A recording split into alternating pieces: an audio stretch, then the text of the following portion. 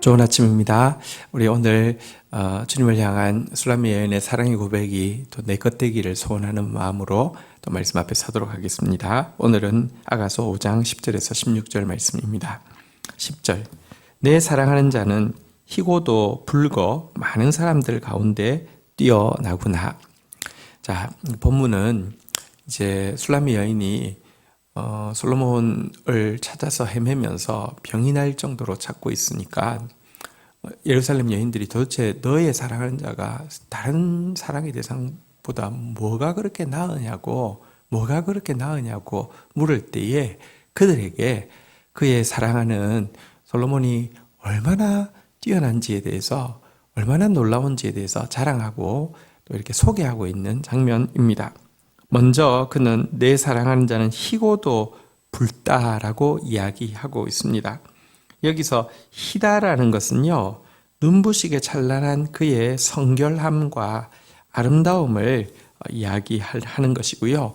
붉다는 것은요, 그 안에 생명력이 충만하다는 것을 의미하는 것입니다. 예수 그리스도는요, 참으로 도저히 사람이 빨 수 없을 정도로 흰 옷을 입으셨다라고 이야기하고 얼굴에서 광채가 난다라고 계시록에서 묘사하고 있는데요.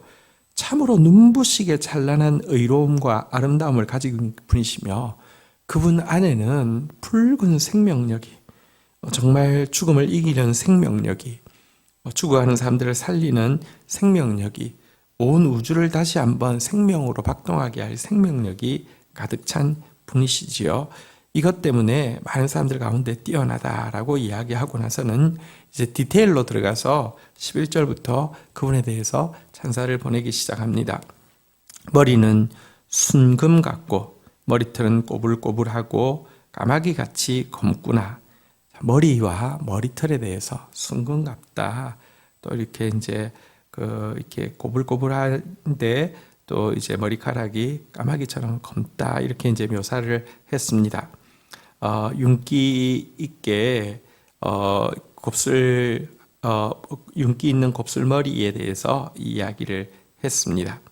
자, 이제 13절에 보니까요, 12절에 보니까요, 눈은 시냇가의 비둘기 같은데 우유로 씻은 듯하고 아름답게도 바뀌었구나.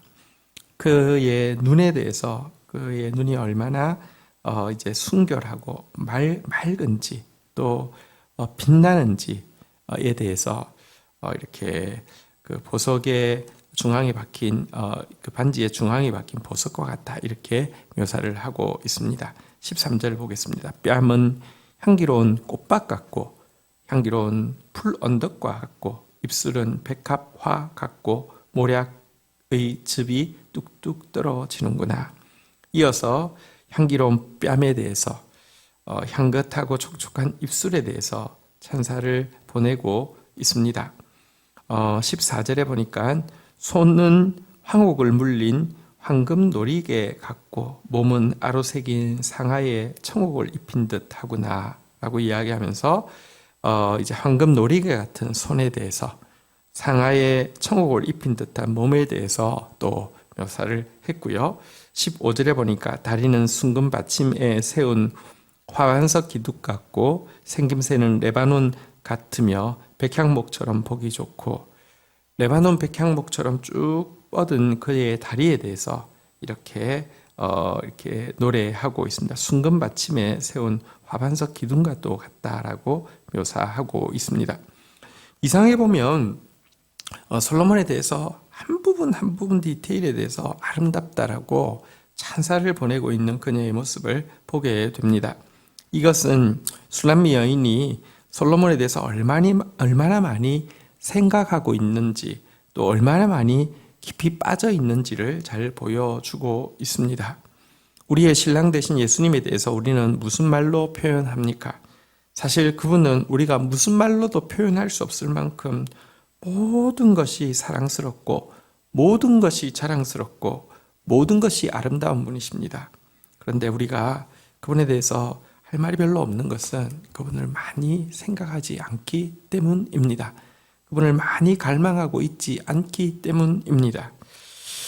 우리 오늘 여기에 나오는 이 아름다운 신랑에 대한 묘사, 그리고 요한계시록에 보면 요한이 예수 그리스도의 모습을 다시 보고 있는데 그 찬란한 예수 그리스도, 아무리 우리가 자랑하고 아무리 사랑해도 아쉬울 것밖에 없는 그분을 오늘 술람미 여인처럼 또 이렇게 노래할 수 있기를 주의 이름으로 축복합니다. 16절 한번 보겠습니다. 입은 심이 달콤하니 그 전체가 사랑스럽구나. 예루살렘 딸들아, 이는 내 사랑하는 자여 나의 친구로다. 자, 여기 보니까 입은 심이 달콤하니 그 전체가 사랑스럽구나 라고 이야기하면서 입에 대해서 이야기하는데, 사실 앞부분에 보면 이미 13절에 보니까 입술은 백합화 같고 모략의 즙이 뚝뚝 떨어지는구나 라고 이야기하면서 입술에 대해서는 입에서 흘러나오는 말이 모략즙이 떨어지는 것과 같다라고 묘사를 했는데, 다시 한번 입이 심이 달콤하다라고 이야기하면서 그 전체가 사랑스러운데 입에 대해서는, 그 입에서 흘러나오는 말에 대해서는 두 번이나 묘사하고 있고, 또 그것이, 그 입의 말이 그 전체를 대변하고 있다라고 이야기하고 있는 장면, 잠시 좀 유념해서 보도록 하겠습니다. 사실 입술에 대해서 두 번 다루고 있는데, 말은 그 사람의 인격을 측정할 수 있는 가장 분명한 시금석입니다. 신앙생활은 예수님과의 연애생활인데요, 그분의 말씀을 향한 경탄과 그분의 말씀을 향한 찬사와 그분의 말씀을 향한 관심은 어떤 것으로도 대체할 수 있는 것이 아닙니다. 성경에 보면 이렇게 말씀하고 고백하고 있습니다. 주의 말씀의 맛이 내게 어찌 그리 단지요, 내 입에 꿀보다 더하니이다. 여러분, 말씀이 사랑스러워야지, 말씀이 좋아야지만 주님을 좋아하는 것입니다. 말씀이 달콤하면 그 전체를 사랑하게 됩니다. 오늘날 기독교가 나름 헌신으로 봐도 부족하지 않을 때도 있는 것 같고, 무언가 또 열정적인 부분에서도 부족하지 않은 것처럼 보이는데, 여러분 내면을 파고 보면 전혀 주님 닮지 못하는 이유가 무엇이냐고 하면 주님의 말씀에 대한 관심이 없기 때문입니다. 그러면 다른 종교와 전혀 다를 바가 없습니다. 기독교는 말씀의 종교입니다. 신자는 그분의 입의 말씀이 심히 달콤해야 하고, 그분의 입의 말씀을 마치 모략의 즙이 뚝뚝 떨어지는 것 같이 사모해야 하는 존재입니다. 자, 그런데 오늘 본문에 나온 이 솔로몬에 대한 찬사가 어떻게 나오게 되었는지를 잠시 좀 생각해 볼 필요가 있습니다. 신혼에 잠시 꿈을 꾸다가 꿈에 나타난 이기심과 또 태만함, 이것이 사랑을 조금 멀게 했는데요, 이것이 그녀에게 그 마음에 큰 시련, 고통을 주게 되죠. 사랑하는 사람을 찾지 못해서 막 방황하고 수치를 당하고 이런 시간들. 그런데 이런 시련과 실패를 통해서 사실은 자기가 사랑하는 분이 얼마나 아름다운 분이셨는지에 대해서 다시 한번 깨닫고, 그러니까 머리끝부터 발끝까지 전부를 흠모하는 예민한 감각을 되찾게 되어서 이런 아름다운 고백이 나온 것입니다.